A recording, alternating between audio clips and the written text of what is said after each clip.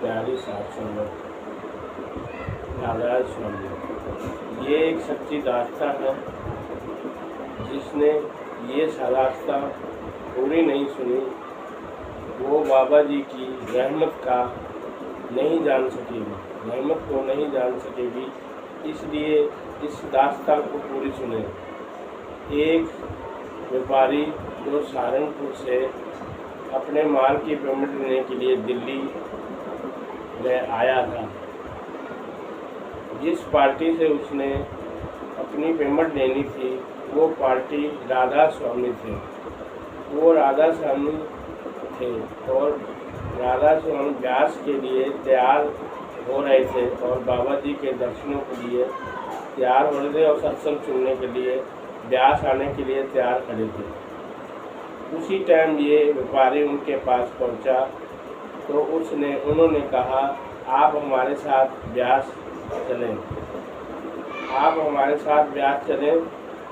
ये सन 1994 जून के महीने की बात है।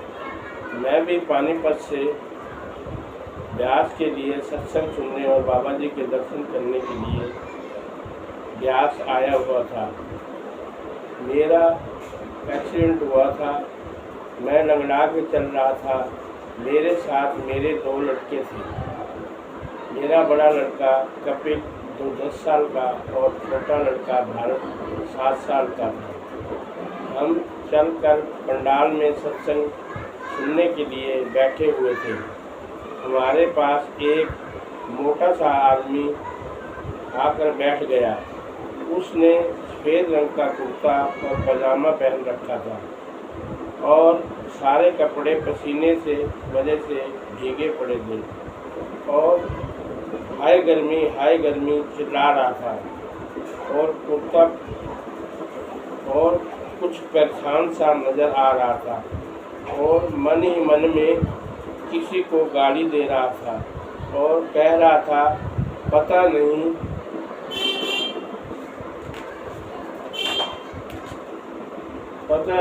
अब कहाँ मर गए हैं वो।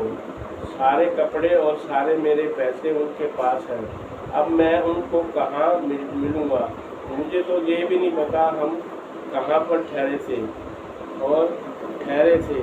मैंने उनसे कहा था कि राधा स्वामी नाम मैंने उनसे कहा, राधा स्वामी बोलो, राधा स्वामी का नाम लो, सब कुछ ठीक हो जाएगा। और वो कहने काहे के राधा स्वामी, काहे मैं कभी भी भूल कर भी इधर नहीं आऊँगा। अगर किसी किताब में भी राधा स्वामी का नाम लिखा होगा तो वह वर्का ही पाड़ दूँगा। और रस बढ़ता जा रहा था और गर्मी भी बढ़ती जा रही थी। दोपहर की गर्मी और भी तेज़ होती जा रही थी, बढ़ जाती थी। ना पानी मिल रहा था और ना जब सत्संग ख़त्म हुआ तो बाबा जी के दर्शनों के लिए स्टेज पर की तरफ चल पड़े। अब मैंने भरत को कंधों में उठा लिया और कपिल की बाजू हाथ मजबूती से पकड़ लिया। और गर्मी इतनी बढ़ रही थी कि हमारे कपड़े भी पसीने में से गीले हो गए और बच्चे चिल्ला रहे थे। वो मोटा कुछ ज़्यादा ही चिल्ला रहा था और बार बार गंदी गालियाँ बक रहा था और हाय मर गया कर रहा था, जोर से चिल्ला रहा था। ये सब कुछ जल्दी लोग आगे बढ़ रहे थे और गर्मी भी अपनी गर्मी का रूप दिखा रही थी और चल कर बुरा हाल हो रहा था। राधा स्वामी की आवाज़ें आ रही थी और राधा स्वामी की आवाज़ें आ रही थी और धक्का मुक्की भी हो रही थी और हर कोई सोच रहा था जल्दी से बाबा जी के दर्शन करें और बाहर निकलें। थोड़ी देर में बाद में बाबा जी दिखने लग गए और आहिस्ता आहिस्ता हम आगे बढ़ रहे थे और ऊपर से फुहारे चल रहे थे, फुहारे पड़ने लग गए और सांस में सांस आया और बाबा जी के दर्शन हुए और सेवा डालकर प्रसादी लेकर हम बाहर आए। उस टाइम फुलियों की, मीठी फुलियों का प्रसाद मिलता था और बाहर निकले। बाहर गर्मी और भी ज़्यादा थी और ना ही पानी मिल रहा था और रस भी बढ़ता ज़्यादा नज़र आ रहा था।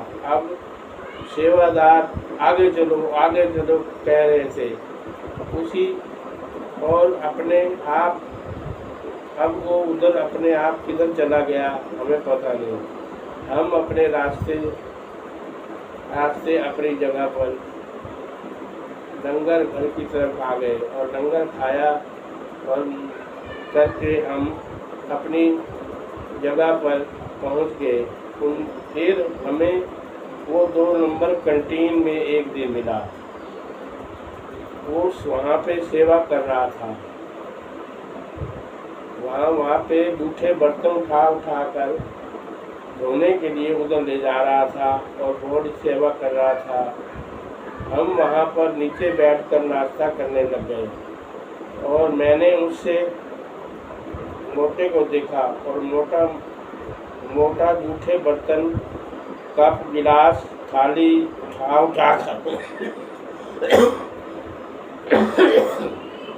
उठा कर ले जा रहा था और सेवा करने लग रहा था।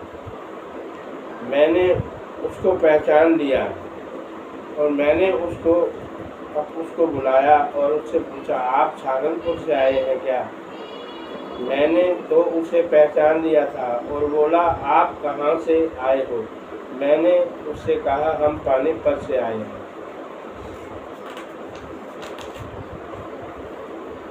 हम पानीपत से आए हैं। तब उसने भी मुझे पहचान लिया। फिर उसने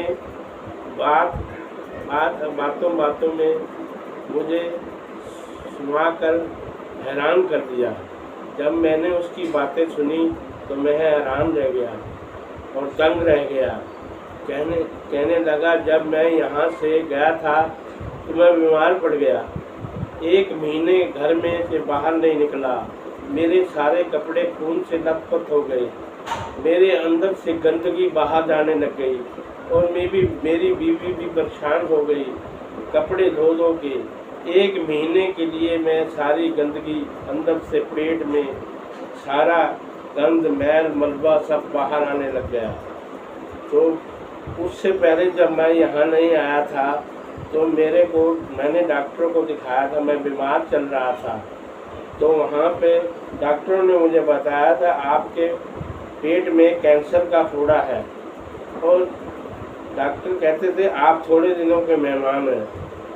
मैं अपनी बीमारी को लेकर परेशान चल रहा था और वो भला उन सत्संगियों का जो मुझे यहाँ ले आए और मुझे अपने साथ यहाँ पर ले आए। और वहाँ मुझे उस दिन इतनी परेशानी हुई, इतनी मैं परेशान हुआ, धक्का मुक्की लगी और मेरा वो फोड़ा फूट गया, कैंसर का फोड़ा फूट गया और मैं घर आके बीमार पड़ गया। इस डॉक्टर, फिर मैं जब उठा तो मैंने डॉक्टर को दिखाया। डॉक्टर ने मुझे कहा, आप इन दिनों के अंदर कहाँ गए थे? तो मैंने उनसे कहा, मैं दिल्ली गया था पेमेंट लेने के लिए। वो सत्संगी मुझे ब्यास डेरे पे ले गए थे। वहाँ पे मैंने सत्संग सुना। वहाँ पे लाइन में लग के मैंने बाबा जी के दर्शन करे, धक्का मुक्की हुई। उन्हें सारी बातें डॉक्टर को बताई। तब डॉक्टर ने भी कहा, आपके दुख बाबा जी ने हल लिए हैं, आपके दुख बाबा जी ने हल लिए हैं। आप बिल्कुल ठीक हैं। आपके ऊपर बाबा जी की मेहर हो गई है। रब क्या नहीं कर सकता, वो सब कुछ कर सकता है। बाबा जी को याद करो, उसके भजन सिमरन में रहो और शब्द को याद करो, शब्द को याद करो।